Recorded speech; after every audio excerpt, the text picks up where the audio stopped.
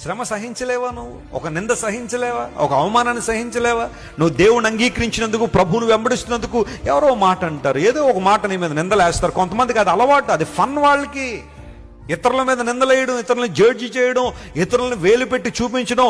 Blaming others is very easiest thing in the world. ఇతరులను blame చేయడం అంత easy ప్రపంచంలో మరొకటి లేదన్నాడు ఒక ఆయన. ఎప్పుడు ఇతరుల తప్పులే, ఎవరికి వారు బ్లేమ్ చేసుకోవాలని ఆలోచన కొంతమందికి ఉండదు. అలా అయ్యుంటే సమాజం చాలా బాగుండేదేమో. వారిలో ఏదైనా చిన్న తప్పు, ఒక చిన్న పొరపాటు, ఒక చిన్న పరిస్థితి కనబడితే చాలు, ఇంకా మనకి ఓ సంవత్సరం పాటు ఇంకా వాళ్ళు ఇబ్బంది పెట్టడానికి అవకాశం దొరికింది అన్నట్టుగా కొంతమంది. లేఖనం సెలవిస్తా ఉంది, ఎవరైనా ప్రేమతో తప్పుదారిలో ఉంటే వారిని సరిచేయద్దని నేను సరిచేయడం తప్పు అని నేను అంటలేదు, సరిచేయాలి. కానీ ఎప్పుడు కూడా బ్లేమింగ్ అదర్స్ అనే మోడ్లో నువ్వు ఉంటే నువ్వు ఏనాడు దీవెన పొందలేవు, ఏనాడు ఆశీర్వాదం పొందలేవు. శ్రమలను ఏం చేయాలా? సహించాలి.